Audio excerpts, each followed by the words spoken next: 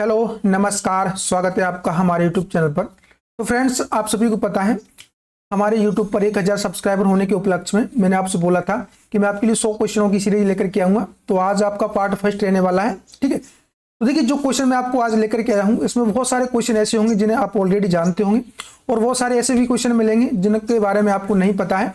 तो देखिए, जिन क्वेश्चनों का आपको पता है आप उनको रिविजन के तौर पर लीजिएगा और जिनको नहीं पता है तो आप एज ए नॉलेज उनको देखिएगा और नोट भी कर सकते हैं। ठीक है, तो बिल्कुल समय वेस्ट न करते हुए आज के हमें शानदार सीरीज को स्टार्ट करते हैं। सभी प्यारे साथी सीजन को शुरू से एंड तक देखिएगा। ठीक है, चलिए, आज का हमारा फर्स्ट क्वेश्चन रहने वाला है, मोहनजोदड़ो तथा हड़प्पा के खनन कार्य में इनमें से कौन सी वस्तु प्राप्त हुई है, बताइएगा। सभी प्यारे साथी यहाँ पर कमेंट कीजिएगा। वेरी इंपोर्टेंट आपका क्वेश्चन यहाँ पर रहने वाला है। चमड़े के वाद्य यंत्र, हड्डी की बंसी, वीणा, नृत्यशैली, नारी की मूर्ति, उपरोक्त सभी, बताइए क्या इसका राइट आंसर रहने वाला है। एक चीज आप समझना, मोहनजोदड़ो हड़प्पा के खनन कार्य में इनमें से कौन सी वस्तु प्राप्त हुई है। तो देखिए, यहां पर आप देखेंगे नृत्यशील नारी की मूर्ति यहां पर प्राप्त हुई है। क्लियर। अब एक चीज यहां पर आप ध्यान रखना, देखिए, हड्डी की बंसी, वीणा, ये भी आपका प्राप्त हुआ है। इसके अलावा चमड़े के वाद्य यंत्र, यहाँ पर चमड़े के वाद्य यंत्र भी प्राप्त हुए हैं। तो इसका बेसब्री से आपको ध्यान रखना है कि जो हड़प्पा सभ्यता थी उसमें ये सारे के सारे चीजें हमें देखने के लिए मिली है। थोड़ा सा हम बात करें हड़प्पा सभ्यता के बारे में। जो हड़प्पा है, मोहनजोदड़ो है, ये आपका क्या रहने वाला है, सिंधु घाटी सभ्यता की, सिंधु घाटी जो सभ्यता थी उसके शहर थे। ठीक है, इनको जो महत्वपूर्ण शहर था आपका हड़प्पा, मोहनजोदड़ो, तो इन्हें हड़प्पा सभ्यता भी बोल दिया जाता है। अब देखिए, जो सिंधु घाटी सभ्यता थी इसमें यह नगर थे, मोहनजोदड़ो, हड़प्पा, ये विकसित नगर थे। तो ये बात है आपका लगभग 6000 ईसा पूर्व की। अब आप बोलेंगे सर ये 6000 ईसा पूर्व में, 6000 वर्ष पहले ही ये शहर विकसित हो चुके थे, तो फिर धरती का और मानव का, जीवों का इस पर कब अस्तित्व आया था। तो थोड़ा सा मैं आपको बताऊं, पृथ्वी के बारे में हम चर्चा करें थोड़ा सा। तो देखिए, जो पृथ्वी है हमारा, ये लगभग 4 अरब वर्ष प्राचीन है। ठीक है, अब यहां पर बात करें जीवों की। देखिए, जीवों की उत्पत्ति तो बहुत बाद में देखने के लिए मिली है पृथ्वी पर। उसके बाद में आपका मनुष्य यहां पर आए हैं। मनुष्य की बात करें तो आपका लगभग 20 लाख वर्ष पूर्व आपका माना गया है। 20 लाख साल हो गए हैं मनुष्य को धरती पर आए। ठीक है, उनके 6000 साल बाद, यानी कि अब से 6000 साल पहले आपका ये नगर विकसित हुए थे हड़प्पा सभ्यता में। इनके साक्ष्य मिले हैं, कोई लिखित जानकारी नहीं मिली है, सिर्फ और सिर्फ साक्ष्य मिले हैं। साक्ष्यों के रूप में चमड़े के वाद्य यंत्र मिले हैं, हड्डी की बंसी, वीणा मिली है, नृत्यकारी मूर्तियां मिली हैं। तो ये सारे के सारे साक्ष्य हमें देखने के लिए मिले हैं। नेक्स्ट, सिंधु घाटी सभ्यता के काल में कितने स्वरों का प्रचलन था। तो देखिए, जो हमें साक्ष्य मिले हैं उनके आधार पर यहाँ पर चीजें निकाली गई हैं कि कितने स्वर उस समय पर प्रचलन में थे संगीत में, 7, 2, 4 या फिर 5। तो देखिए, यहाँ पर आपका 4 स्वर प्रचलन में थे। अब इसकी जानकारी किस प्रकार से यहाँ पर मिली है। देखिए, जो खनन कार्य हुआ था उसमें 4 तंत्री एक वीणा मिली थी। उसमें आपका जो 4 स्वर थे उससे प्राप्त होते। ठीक है, उसमें 4 स्वर की प्राप्ति होती। तो इसका ध्यान रखना, जो सिंधु घाटी सभ्यता थी उसका जो खनन कार्य हुआ था उसमें 4 स्वरों के बारे में जानकारी मिलती है। एक 4 तंत्री वीणा मिली थी, उसमें 4 स्वरों का वहां पर प्रयोग होता था। उस आधार पर आपको यहाँ पर 4 स्वरों का पता लगता है। नेक्स्ट, भारतीय दर्शन के अनुसार संगीत की उत्पत्ति किस देवता से मानी गई है, बताइएगा। शिव से, ब्रह्मा से, विष्णु से या नारद जी से। देखिए, भारतीय दर्शन के अनुसार संगीत की उत्पत्ति के लिए वेरी इंपोर्टेंट आपके देवता थे, उन थे ब्रह्मा जी। सभी को पता है, ऐसा माना जाता है कि ब्रह्मा जी ने संगीत की उत्पत्ति की। ठीक है, इन्होंने संगीत को शिव जी को सिखाया। शिव जी ने संगीत की शिक्षा सरस्वती माता जी को दी थी। सरस्वती माँ से संगीत नारद जी ने सीखा। ठीक है, नारद जी के बाद आपका जो संगीत था वह गंधर्व और किन्नरों ने सीखा था। ठीक है, गंधर्व किन्नर, तो गंधर्व किन्नरों के माध्यम से यह भूलोक, भूलोक यानी कि आपका पृथ्वी लोक पर संगीत आया था। तो इस प्रकार से आपका जो संगीत था वो ब्रह्मा जी से उत्पन्न हुआ, ब्रह्मा जी से इसकी उत्पत्ति हुई। ब्रह्मा जी ने शिव जी को सिखाया, शिव जी से सरस्वती जी ने, नारद जी, गांधर्व किन्नर और भूलोक पर इस प्रकार से जो संगीत है उसकी उत्पत्ति होती है। ठीक है, अब देखिए थोड़ा सा हम बात करें अति प्राचीन काल के बारे में। तो अति प्राचीन काल में, अति प्राचीन काल में हिंदू जो आर्यगण थे ये संगीत को बहुत ही ज्यादा पवित्र और सर्वोच्च मानते थे। ठीक है, संगीत को सर्वोच्च और पवित्र आपको मानते थे।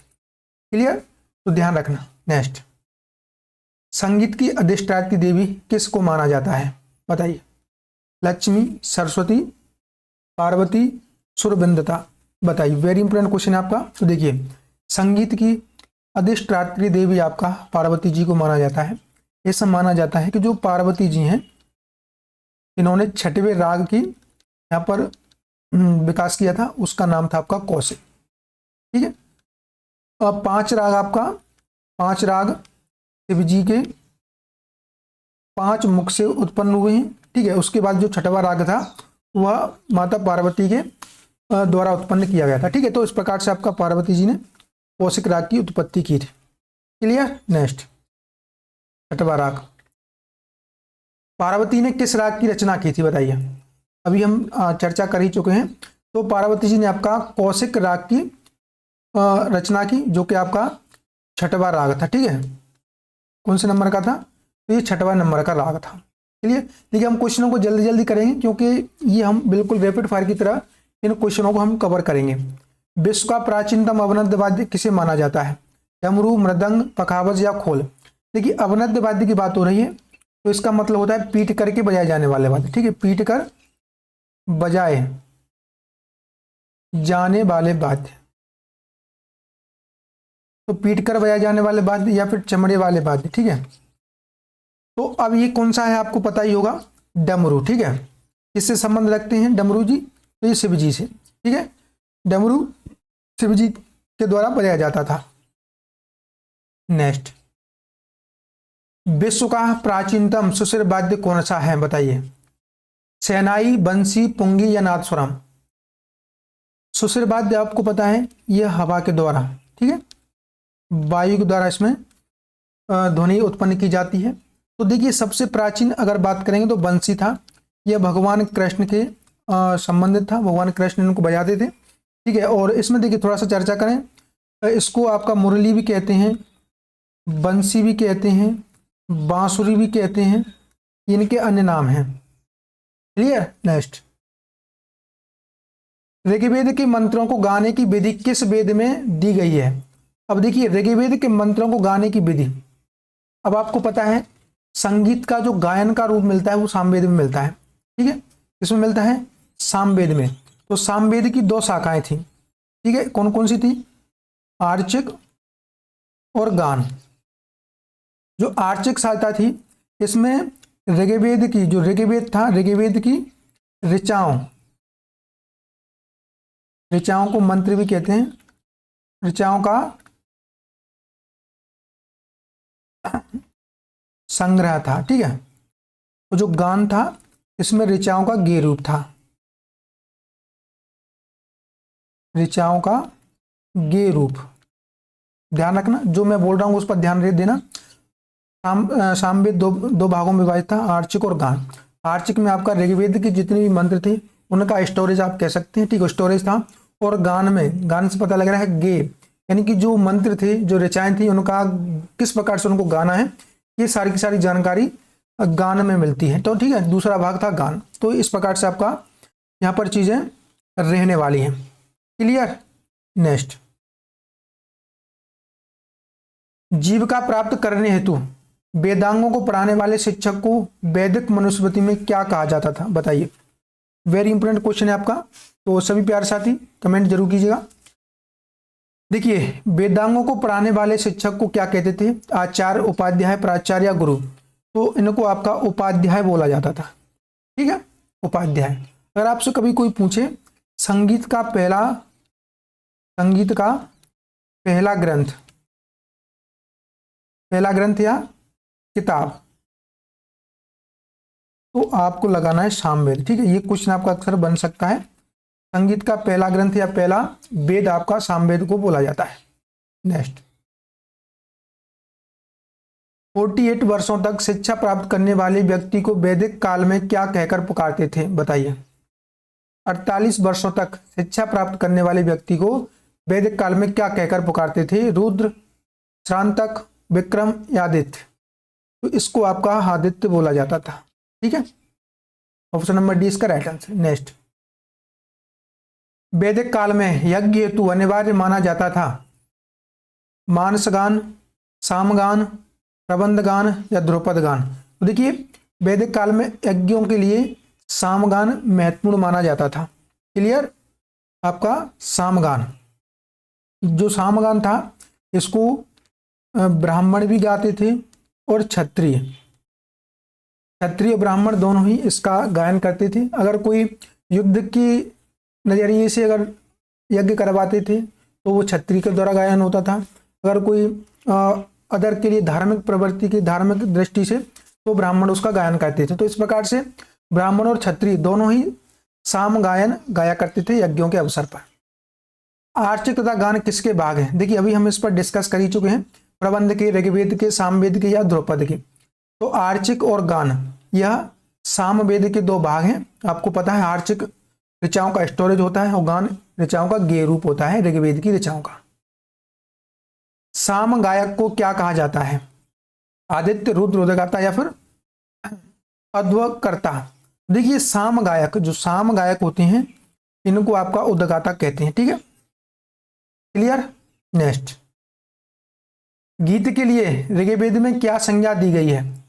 अब देखिए, गीत के लिए ऋग्वेद में गीत, गीतम, साम या फिर गीर? तो सभी प्यारे साथी कमेंट जरूर कीजिएगा, साथ साथ कमेंट करते हुए चलना। ठीक है, ऋग्वेद में आपका गीत के लिए गीर संज्ञा दी गई है। ठीक है, गीर।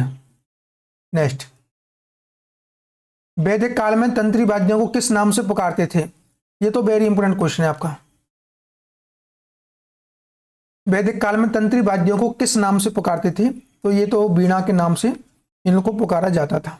ठीक है, अब देखिए, बहुत सारी वीणाएं देखने के लिए मिलती हैं। बाण वीणा, करकरी वीणा, मैंने आपको बता भी रखा है। ठीक है, कंठ वीणा, कात्यायनी,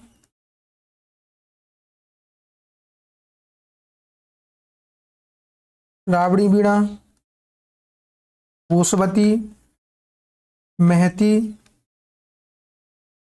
तो आपका वैदिक काल में बहुत सारी वीणाओं का जिक्र यहाँ पर मिलता है। कुछ नाम आपको मैंने यहाँ पर दिखा दिया है, इन्हें सभी को वीणा ही बोला जाता था। नेक्स्ट, वैदिक काल में स्वर के लिए क्या संज्ञा थी? बताइए, वैदिक काल में स्वर के लिए क्या संज्ञा थी? स्वर, स्वरित, यम या फिर सम? तो देखिए, वैदिक काल में स्वर को यम बोला जाता था। क्लियर। नेक्स्ट, वैदिक कालीन बाण वाद्य में कितनी तंत्रियां थी? तो वैदिक कालीन बाण वाद्य में आपका 100 तंत्रियां थी। ठीक है, कितनी? 100 तारों वाला, और सबसे महत्वपूर्ण जो वीणा थी उसमें बाण को ही माना जाता था। क्लियर। उच्चारण की दृष्टि से वैदिक स्वरों के कितने प्रकार थे? 7, 3, 2 या फिर 4? महत्वपूर्ण क्वेश्चन है। तो देखिए, उच्चारण की दृष्टि से वैदिक स्वरों के 3 प्रकार थे। नंबर 1 उदात्त,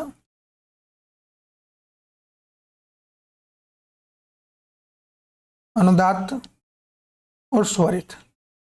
ठीक है, उदात्त, अनुदात्त और स्वरित, ये 3 आपके प्रकार देखने के लिए मिलते हैं। नेक्स्ट, ऋग्वेद की ऋचाएं बताइएगा। ऋग्वेद की ऋचाएं स्वरबद्ध होने पर क्या कहलाती हैं? पृष्ठ, सामगान, गाथिक या स्तोत्र? बताइएगा, ऋग्वेद की ऋचाएं स्वरबद्ध होने पर क्या कहलाती थी? वेरी वेरी इंपोर्टेंट आपका क्वेश्चन है। तो देखिए, ये आपका स्तोत्र कहलाती थी, स्तोत्र। ठीक है। नेक्स्ट, सामगान में स्वरों का क्रम कैसा रहता था? बताइएगा, सामगान में स्वरों का क्रम कैसा रहता था? आरोही, अवरोही, मिश्रित या इनमें से कोई नहीं? देखिए, सामगान में सबसे पहले जो स्वर खोजे गए थे आपका ग, रे, ग, रे, सा था। उसके बाद आपका मध्यम को खोजा गया, उसके बाद नी, ध और प, इनको आपका कृष्ट, प्रथम, द्वितीय,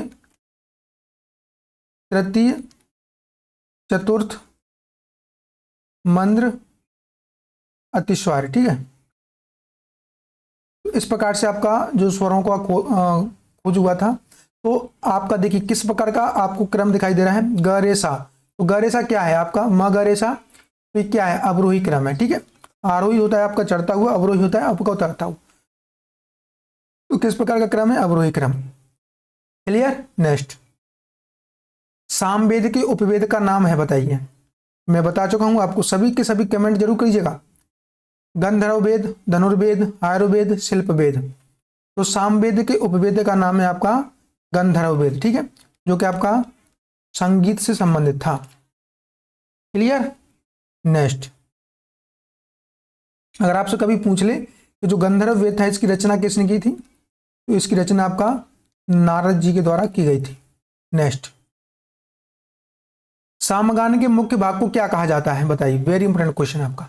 उपद्रव, उद्गाय, प्रस्तुता, अनंतर। बताइए सामगान के भाग को क्या कहते थे, जो मुख्य भाग था। अब देखिए पहले हम बात करें सामगान में भाग कितने थे, 7 भाग थे। कौन कौन से थे, देखिए प्रस्तुता, ओंकार,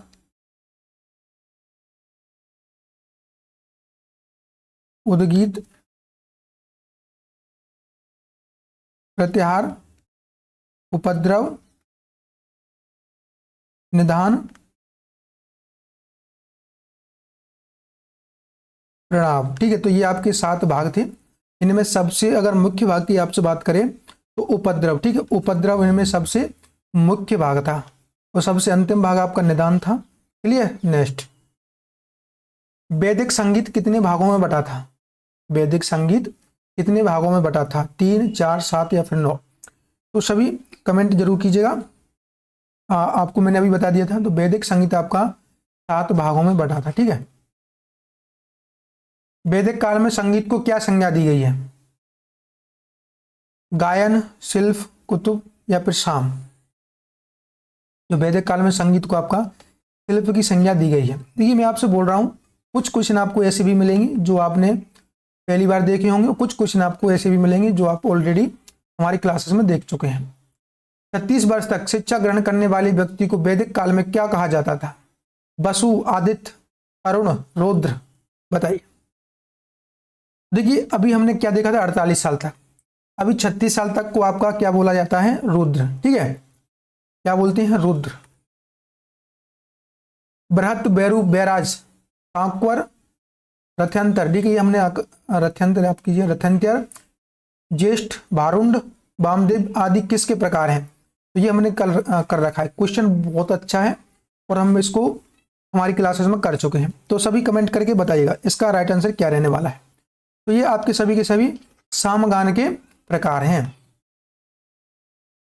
500 ईसा पूर्व पाणिनिकृत अष्टाध्यायी में कितने सूत्र वर्णित हैं, 31, 15, 39, 50, 30, 15, 5000। बताइए अष्टाध्यायी में कितने सूत्र वर्णित हैं, वेरी वेरी इंपोर्टेंट क्वेश्चन है आपका। तो देखिए पाणिनि के अष्टाध्यायी में आपका 3115 सूत्र मिलते हैं।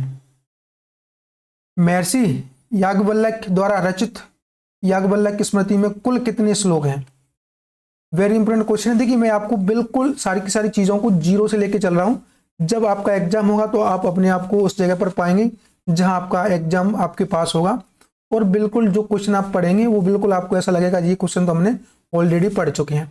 बिल्कुल एंड तक बने रहिएगा, जब तक आपका एग्जाम नहीं होता तब तक हमारे साथ जुड़े रहिएगा। आपके लिए सारी की सारी चीजें हम बेहतर तरीके से इसी प्रकार देते रहेंगे।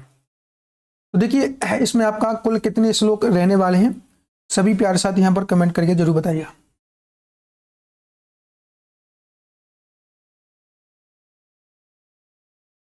ठीक है,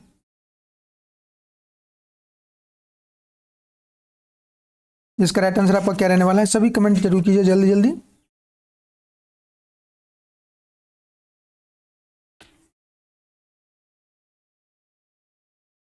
इसका राइट आंसर रहने वाला है आपका ऑप्शन नंबर डी। ठीक है, 1003। महर्षि मंडूक के अनुसार षड्ज स्वर की उत्पत्ति किस पक्षी से हुई है बताइए। वेरी वेरी इंपोर्टेंट क्वेश्चन आपका। देखिए आपने दामोदर पंडित जी के अनुसार तो देखा ही होगा, अब आपको मंडूक के अनुसार भी देखना है। ऑलरेडी जो हमारे स्टूडेंट हैं जो पहले से क्लास कर रहे हैं उनको तो पता होगा, लेकिन जो पहले से क्लास नहीं कर रहे हैं उनको कमेंट करके बताना है। देखते हैं आपको कहाँ तक पता है, बताइए सभी बताइए। तो देखिए यहाँ पर इसका राइट आंसर क्या रहने वाला है, मंडूक के अनुसार षड्ज स्वर की उत्पत्ति किस पक्षी से हुई है, तो आपका मयूर से। ठीक है, सा आपका मयूर से है। उसके बाद आपका ऋषभ आता है, ऋषभ आपका गाय से है। गंधार, गंधार बकरी से उत्पत्ति हुई है। मध्यम की बगुला से, ठीक है। पंचम की कोयल से। देवत की अश्व, ये अश्व को घोड़ा बोलते हैं। और आपका निषाद की हाथी से। तो ये मंडूक जी के अनुसार है। सभी प्यारे साथी इसको नोट कर लेना, क्वेश्चन आपका भविष्य में बन सकता है, क्योंकि आजकल क्वेश्चन का लेवल बढ़ा दिया है। आपको पता है जब चीजें किसी को इतना ज्ञान नहीं था संगीत का और कंपटीशन भी बहुत ही कम था, तब चीजें नॉर्मल थी, बट अब आपका कंपटीशन बढ़ गया तो चीजें आपकी अप हो गई हैं। तो सारा का सारा ज्ञान आपको होना चाहिए। रामायण काल में गायक को क्या कहा जाता था बताइए। रामायण काल में गायक को क्या कहा जाता था, उद्गाता, गायक, शिल्पी या गांधर्व। सभी प्यारे साथी कमेंट जरूर कीजिएगा। वेरी वेरी आपका इंपोर्टेंट क्वेश्चन यहाँ पर रहने वाला है। चलिए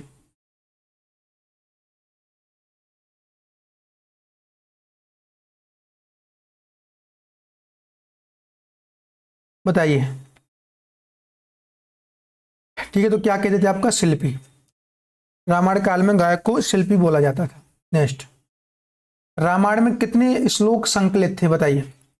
रामायण में कितने श्लोक थे, ये तो हम ऑलरेडी बता चुके हैं, 24,000 आपके श्लोक थे। ठीक है, इसकी रचना किसने की है, तो रामायण की रचना महर्षि वाल्मीकि ने की है। ठीक है,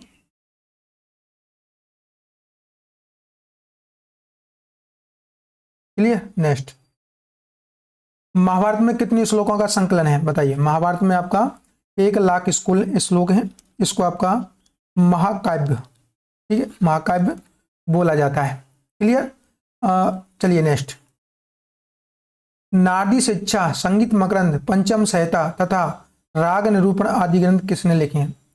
अब देखिए नारदी शिक्षा नाम से पता लग रहा है, संगीत मकरंद, पंचम संहिता, राग निरूपण, इसको याद रखना। राग निरूपण के बारे में बहुत कम लोगों को पता होता है कि ये नारद जी का ग्रंथ है, तो ये किसने लिखा है, नारद जी ने। नेक्स्ट, रुद्र वीणा का सर्वप्रथम उल्लेख किस ग्रंथ में मिलता है बताइए। वेरी वेरी इंपोर्टेंट क्वेश्चन आपका यहाँ पर रहने वाला है। क्लियर। चलिए सभी प्यारे साथी कमेंट जरूर कीजिएगा। देखिए रुद्र वीणा का सर्वप्रथम उल्लेख कहां पर मिलता है, तो ये मिलता है हमें संगीत मकरंद में। ठीक है, कहां पर मिलता है, संगीत मकरंद में। वेरी इंपोर्टेंट क्वेश्चन है आपका। नेक्स्ट, चलिए नाट्य शास्त्र के रचनाकार का नाम बताइए। सिंपल क्वेश्चन है, भरत जी इसका आंसर हो जाएगा। ठीक है, चौथी ईसा पूर्व में। अब आपको कभी कभी दूसरी ईसा पूर्व से चौथी ईसा पूर्व आपको मिलता है, तो इस चीज का ध्यान रखना। क्लियर। अब देखिए इसके बारे में आपको सबको पता ही होगा, 36 अध्याय हैं। ठीक है, 28 से 33 आपका संगीत के लिए हैं। क्लियर। इसमें आपका 36,000 श्लोक हैं, ये इसका ध्यान रखना। इसका अन्य नाम, इसको आपका पंचम वेद बोलते हैं। पंचम वेद यानी कि आपका 5वां वेद नाट्य शास्त्र को बोला जाता है। नाट्य शास्त्र में कुल कितने अध्याय हैं, तो 36 अध्याय हैं, ये हम आपको बता चुके हैं। नाट्य शास्त्र में कुल कितने श्लोक हैं, 36,000। नाट्य शास्त्र की एकमात्र टीका, एकमात्र टीका क्या है, अभिनव भारती, अभिनव भारती, अभिनव गुप्त के द्वारा लिखा गया है। अभिनव गुप्त। ठीक है। नेक्स्ट, संगीत से संबंधित नाट्य शास्त्र में कुल कितने अध्याय हैं, तो देखिए ये तो आपको पता ही होगा, 6 अध्याय हैं। ठीक है, 6 अध्याय।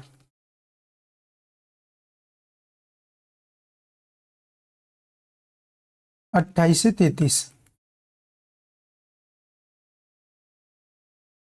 श्रुति, स्वर, ग्राम व मूर्छना का परिचय नाट्य शास्त्र के किस अध्याय में मिलता है? बताइए, सभी कमेंट करके बताइए।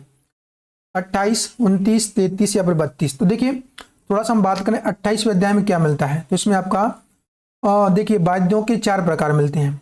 वाद्य के 4 प्रकार मिलते हैं। इसमें आपका देखिए स्वर, श्रुति, ग्राम के बारे में जानकारी मिलती है। स्वर, श्रुति, ग्राम, मूर्छना, ग्रह अंश, न्यास, उपन्यास आदि इनके बारे में जानकारी मिलती है 28वें अध्याय में। ठीक है। 29वें अध्याय में इसमें आपका वर्ण, अलंकार, धातु, वृत्ति, ये सारी की सारी जानकारी मिलती है। अगर आपसे बोला जाए 33वें अध्याय में क्या जानकारी मिलती है, तो देखिए इसमें आपका अवनद वाद्यों के बारे में जानकारी मिलती है। अवनद वाद्यों की उत्पत्ति के बारे में। ठीक है। अगर आपसे बोला जाए 32वें अध्याय में, तो 32वें अध्याय में ध्रुवा के प्रकार मिलते हैं। ठीक है, ध्रुवा के प्रकार और आपका गायक के गुण दोष। ठीक है, गायक के गुण दोष भी आपका 32वें अध्याय में देखने के लिए मिलते हैं। तो इसका राइट आंसर हो जाएगा आपको ऑप्शन नंबर ये 28। ठीक है। नेक्स्ट, गायक व वादकों की वृद्ध संज्ञा का वर्णन नाट्य शास्त्र किस अध्याय में मिलता है? 28वें, 27वें या फिर 29वें? बताइए। वेरी इंपॉर्टेंट आपका क्वेश्चन यहां पर रहने वाला है। क्लियर? तो सभी प्यारे साथी कमेंट जरूर कीजिएगा। देखिए ये आपको हमें जानकारी मिलती है 29वें अध्याय में। ठीक है, वृद्ध सज्जा का वर्णन। नेक्स्ट, नाट्य शास्त्र का कौन सा अध्याय ताल तथा लय से संबंधित है? बताइए। 29, 32, 30, 31। तो देखिए 31वां अध्याय है, ये आपका इसको ताल व्यंजक बोलते हैं। ताल व्यंजक, इसमें ताल के बारे में संपूर्ण जानकारी मिलती है। जैसे कि आपका 5 मार्ग तालों के बारे में। ठीक है, 5 मार्ग ताल हैं आपका। यहाँ पर देखिए चचपुट, चाचपुट, षटपिता, पुत्रक, पंचपाणी, संपक्वेष्टाक, उद्घाटित। तो ये सभी की सभी 5 मार्ग तालों की जानकारी हमें नाट्य शास्त्र में देखने के लिए मिलती है। क्लियर? नेक्स्ट, 31वें अध्याय में गायक के गुण व दोषों का वर्णन नाट्य शास्त्र के किस अध्याय में है? बताइए। 32वें, 28वें, 33वें या 34वें? तो अभी हम आपको बता चुके हैं गुण दोषों का वर्णन। तो कौन से मिलता है? 32वें अध्याय में। ठीक है, 32वें अध्याय में गुण दोषों का वर्णन मिलता है। और देखिए इस चीज का ध्यान रखना आप, गायक व वादकों की वृद्ध सज्जा, गायक और वादक की वृंद रज्जा, ये वर्णन मिलता है हमें 29वें अध्याय में। ठीक है, 29वें अध्याय में। और गायक के गुण दोषों का वर्णन 32वें अध्याय में मिलता है। नेक्स्ट, नाट्य शास्त्र के किस अध्याय में अवनद वाद्यों से संबंधित जानकारी मिलती है? देखिए अवनद वाद्यों से संबंधित जानकारी अभी मैंने आपको बताया भी था अच्छे से। आपका किस अध्याय में मिलता है? 33वें अध्याय में। ठीक है, ऑप्शन नंबर ग। 44वां हो जाएगा, नाट्य शास्त्र पर अभिनव भारती नामक टीका किस संगीत शास्त्री ने लिखी है? तो अभिनव गुप्त ने लिखा है। देखिए नाट्य शास्त्र में एक चीज का ध्यान रखना, जो नाट्य शास्त्र है इसमें भरत जी ने 36 अध्याय का वर्णन किया है। ठीक है, लेकिन अभिनव गुप्त ने 37 अध्याय का वर्णन किया है। तो इसका ध्यान रखना, अगर आपसे कभी पूछ लिया जाए कि संगीत के नाट्य शास्त्र में कितने अध्याय हैं, तो आपको 36 ऑप्शन में ना मिले तो 37 लगाइएगा, क्योंकि जो अभिनव गुप्त हैं इन्होंने नाट्य शास्त्र पर टीका लिखी है, इन्होंने 37 अध्यायों का जिक्र किया है। तो इसका ध्यान रखना। ठीक है, नेक्स्ट, सर्वप्रथम स्वर शब्द का उल्लेख किस ग्रंथ में मिलता है? बताइए। वेरी वेरी इंपोर्टेंट क्वेश्चन है आपका। सर्वप्रथम स्वर शब्द का जो उल्लेख हमें मिलता है वह मिलता है आपका बृहद्देशी में। ठीक है, देखिए बृहद्देशी में आपका स्वर राग शब्द का वर्णन मिलता है, ग्राम शब्द का वर्णन मिलता है। तो इस चीज का ध्यान रखना। जो मतंग जी थे, मतंग जी ने, देखिए ध्यान रखना, जो ब्रजदेशी है मतंग जी के द्वारा लिखा गया है। मतंग जी ने आपका किन्नरी वीणा, ठीक है, किन्नरी वीणा और इसके साथ साथ आपका विचित्र वीणा, इनका आविष्कार किया था। और सबसे पहले वेरी वेरी इंपॉर्टेंट क्वेश्चन आपका यहाँ से बनता है कि आपका जो मतंग जी हैं इन्होंने आपका सारकाएं बांधने का प्रयोग किया था, ठीक है। सर्वप्रथम वीणा में सारकाओं का प्रयोग किया था, सर्वप्रथम वीणा पर सारका का प्रयोग किया था। मतंग जी ने आपका एक श्रुति मानी है। कितनी श्रुति मानी है? तो मतंग जी ने आपका एक श्रुति मानी है, इस चीज का ध्यान रखना। क्लियर। नेक्स्ट, भरत काल में वाद्य वृंद को क्या कहा जाता था? बताइए। बारिज, कुतुब, पुष्कर या बैराज? तो भरत जी के नाट्य शास्त्र में वाद्य वृंद को क्या बोला जाता था? वेरी वेरी इंपोर्टेंट क्वेश्चन है आपका। तो पुष्कर नहीं, आपका कुतुब बोला जाता था, ठीक है। कुतुब क्या कहते थे? कुतुब इसको बोला जाता था। नेक्स्ट, वैदिक कालीन कृष्ट स्वर वर्तमान में किस नाम से जाना जाता है? तो अभी हम आपका डिस्कस कर चुके हैं। कृष्ट स्वर को आपका मध्यम कहते हैं, ठीक है, मध्यम। सामगान के अंतिम भाग को क्या कहा जाता था? तो सामगान के अंतिम भाग को निधन, ठीक है, क्या कहते थे? निधन। 7 भाग थे, अभी हम आगे ऊपर कर चुके हैं इस पर चर्चा। भरत ने कितने ग्रामों की व्याख्या की है? बताइए। भरत ने कितने ग्रामों की व्याख्या की है? तो भरत जी ने 2 ग्रामों की व्याख्या की है, ये तो आपको पता है। देखिए ग्राम कितने थे? 3, षडज ग्राम, मध्यम ग्राम और आपका गांधार ग्राम, ठीक है, ये 3 ग्राम थे। भरत जी ने सिर्फ इन दोनों के बारे में चर्चा की है। इन्होंने जो जाति गायन दिया था, जाति गायन, तो जाति गायन था उसमें आपका 18 जाति थी। 18 जातियों को इन्होंने 2 भागों में विभाजित किया था, शुद्ध और विकृत, ठीक है, शुद्ध और विकृत। शुद्ध में 7, विकृत में 11।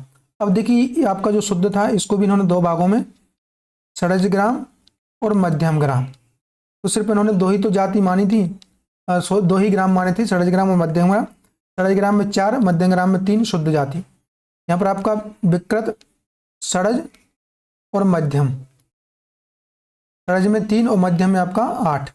तो इस प्रकार से इनका जो जाति गायन था वो सिर्फ 2 ही ग्रामों में विभाजित था, षडज ग्राम और मध्यम ग्राम। इन्होंने गांधार ग्राम को स्वर्गवासी बताया। इन्होंने बोला कि गांधार ग्राम का प्रयोग स्वरलोक में होता था। नेक्स्ट, भरत काल में गायन के किस प्रकार का प्रचलन था? बताइए। तो देखिए भरत जी के समय पर जाति गायन प्रचलन में था, अभी हम डिस्कस कर चुके हैं। 18 जातियां थी, ठीक है, आपका शुद्ध और विकृत, शुद्ध और विकृत। क्लियर। शुद्ध आपका 7, विकृत आपका 11। तो इस प्रकार से आपका आज का जो हमारा सेट था वो 50 क्वेश्चनों का था, ठीक है। पार्ट फर्स्ट, पार्ट सेकंड में हम आपका इसी प्रकार से 50 क्वेश्चनों को कवर करेंगे। देखिए बिल्कुल हम चीज़ों को शुरू से लेके चल रहे हैं, तो इस चीज़ का आपको थोड़ा सा ध्यान रखना। ये चीज़ें रिपीटेड आपको लग सकती है कि ये तो हमने पढ़ रखा है, बट अभी आपको कुछ चीज़ें पढ़ी हुई दिखेंगी, बट आगे आने वाले समय में आपको चीज़ें नई भी मिलेंगी। तो बस धैर्य बना करके रखिएगा और रिवीजन के तौर पर आप इन क्लासेस को लीजिएगा, क्योंकि आप ऑलरेडी कहीं ना कहीं कुछ ना कुछ देख ही रहे होंगे। तो इसी प्रकार से डेली आपको क्लासेस मिलती रहेंगी। अगर आपने चैनल को सब्सक्राइब नहीं किया है तो चैनल को सब्सक्राइब जरूर कर लीजिएगा और वीडियो को लाइक करना।